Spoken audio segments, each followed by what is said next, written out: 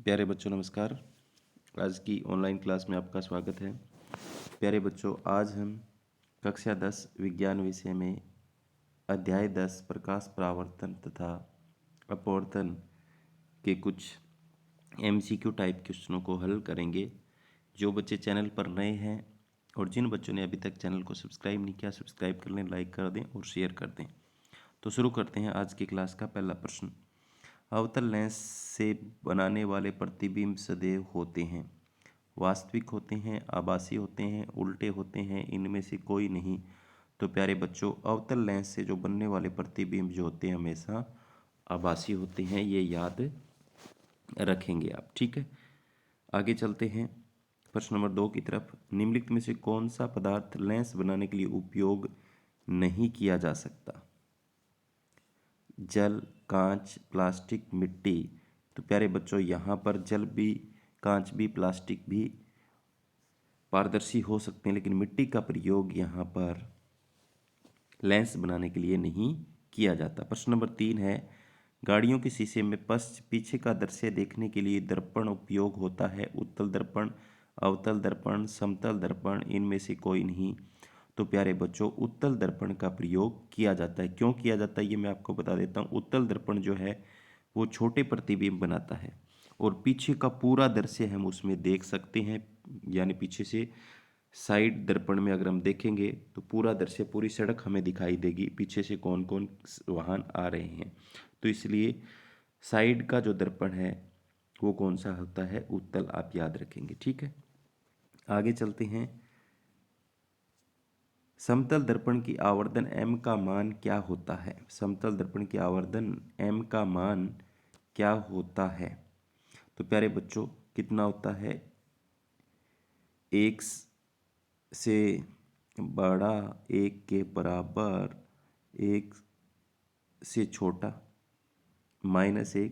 तो प्यारे बच्चों, समतल दर्पण में प्रतिबिंब का आकार होता है उतना ही वस्तु का आकार होता है। यानी वस्तु के आकार के बराबर प्रतिबिंब का आकार बनता है।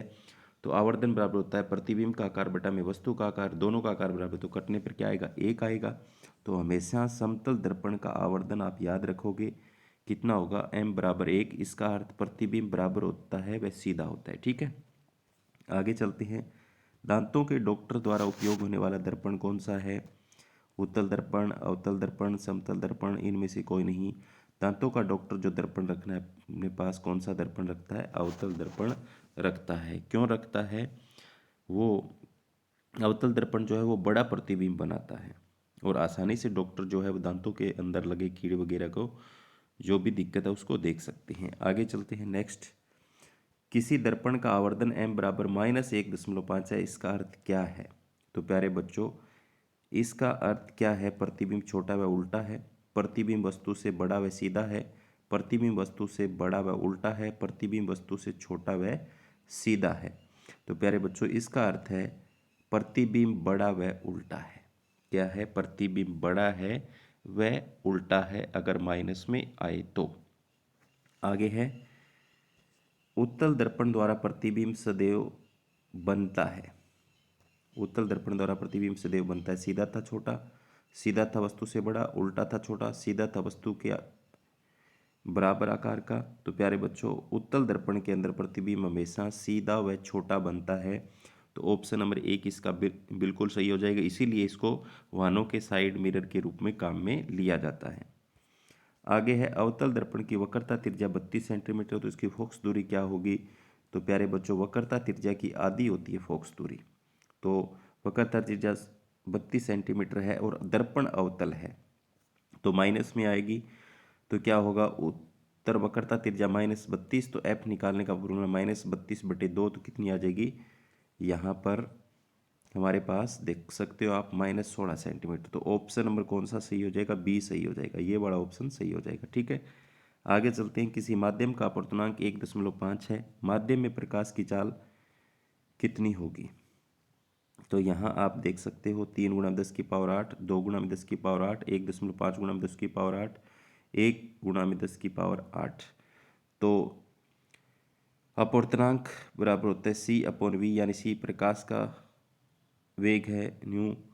तो अगर हम इसमें v निकालना चाहें तो c नीचे आ जाएगा, 1.5 से काटेंगे तो 1.5 देख सकते हो, 1.5 3 को काट दे 3 को काट देगा 2 पर, तो 2 × 10⁸ मीटर प्रति सेकंड -1 हो जाएगी।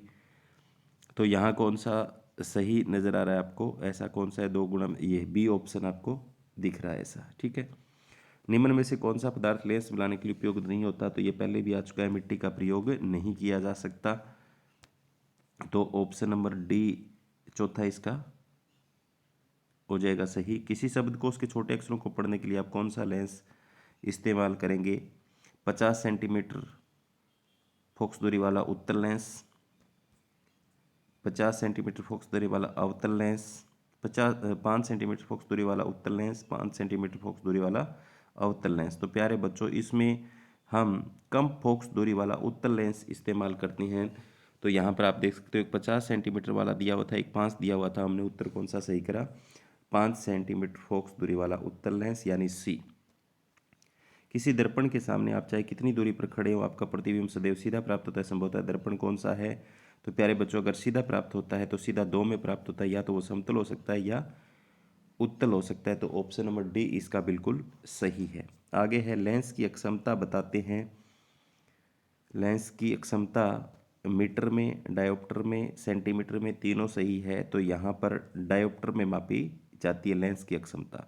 आगे प्रश्न नंबर 14, उत्तल लेंस की आवर्धन क्षमता होती है धनात्मक, ऋणात्मक, 0, 1। तो प्यारे बच्चों, उत्तल लेंस की जो अक्षमता होती है हमेशा होती है धनात्मक, ठीक है, याद रखोगे आप।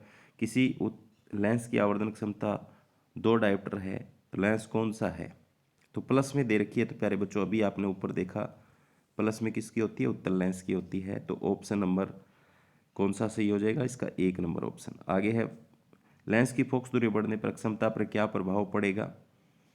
लेंस की फोकस दूरी बढ़ने पर अक्षमता पर क्या प्रभाव पड़ेगा। तो प्यारे बच्चों, P बराबर होता है 1/f।